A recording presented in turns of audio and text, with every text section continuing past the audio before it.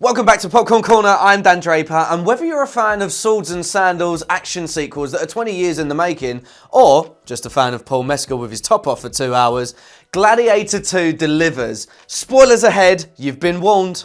You have something in you. I knew it from the start. Did you now? Rage. And rage is your gift. Whose head could I give you that would satisfy this fury? The entire Roman armies. Too much? The general will do.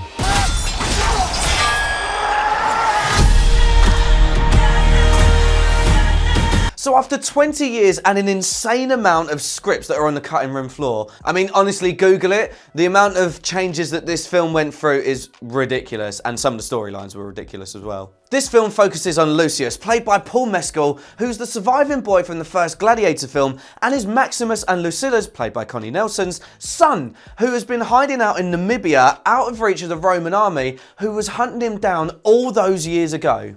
He has a wife and a life that seems pretty okay at this point, but then the horn sound and the Roman army led by General Acacius, played by Pedro Pascal, approaches, and the first battle begins, and it's pretty brutal. Lucius and his wife Arichat suit up with the rest of the city's citizens and take on the Romans, but ultimately lose.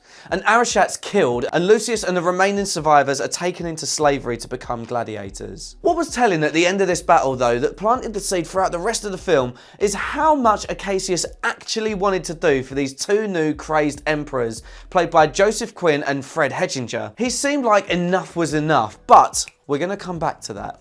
Lucius is purchased by Macrinus, played by the incredible Denzel Washington, who quite honestly stole every single scene that he was in. Macrinus is a former slave turned slave owner who turns them into gladiators, but also has his own political agenda to work his way up in the hierarchy and schmooze the right people to get close to the emperors. Anyway, Lucius agrees to fight for Macrinus to get a shot of the man that killed his wife, and goes through all the gladiatorial training and battle CGI monkeys, which to be honest with you look more like aliens, as well as battling in the Colosseum filled with water, which apparently, according to history and Google, they actually did it on huge boats, and thus proving that Lucius is the leader that these men need.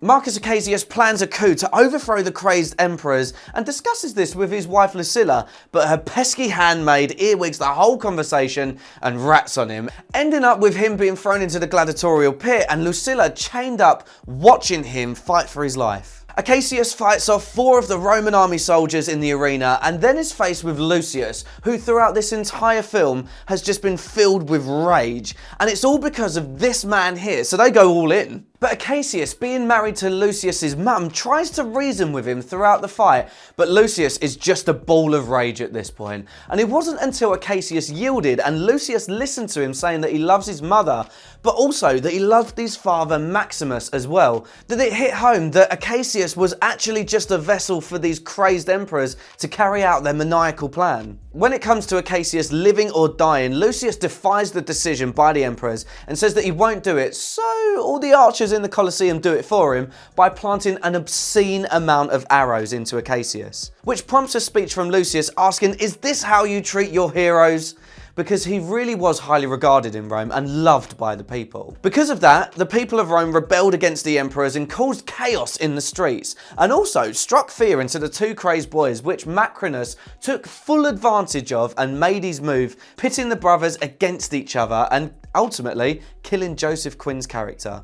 This further cemented Macrinus' place in the upper echelons of the Roman political system, and Lucius and Macrinus disagree on Macrinus' views of using Lucius as a vessel to gain power, and this then leads to a mutiny from the gladiators to overthrow Macrinus. Lucius then gives Maximus's ring he received from his mother to the gladiator's doctor, who he's built up a bit of a friendship with throughout the film, and told him that this is Acacius's ring and that there are 5,000 men at the port that will storm the city and help his cause in Acacius's name, thus revealing his true identity as the Prince of Rome. The next day, Lucius was then selected as his mother's champion to save her life from an entire guard of the Roman army, and he does this alone. Or so you think. The mutiny is in full swing at this point, and the rest of the gladiators who escape via Lucius come to his aid and a huge battle commences.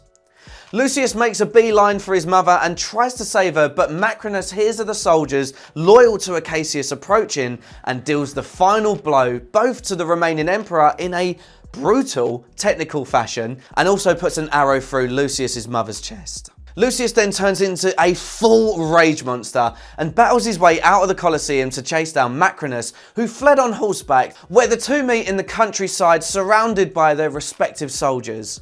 The final fight between the two starts and ultimately Lucius wins in a brutal fashion and is claimed the new emperor who wants to build a united Rome just like his grandfather Marcus Aurelius did in his dream. The film then finishes with Lucius back at the Colosseum picking up the gravel just like his father Maximus did, and he also asked Maximus to come to him before we see that legendary wheat field shot from the first film. Now this film had everything you could want from a sequel from one of the biggest and best films ever made. Paul Mescal was incredible as the lead, Pedro Pascal was brilliant in his role, it was great to see Connie Nielsen reprise her role as Lucia, Joseph Quinn and Fred Hettinger played the Manic Twins perfectly, but the absolute star of the show was Denzel Washington, who stole every single scene, as I said. He was genuinely mesmerising, and with every scene he was in, you could see that the other actors brought their A game just to keep up. I'm going to give this a 4.5 out of 5. Make sure that you see this on the biggest screen that you can, because genuinely, it is worth it. That's all from me. I'll see you next time.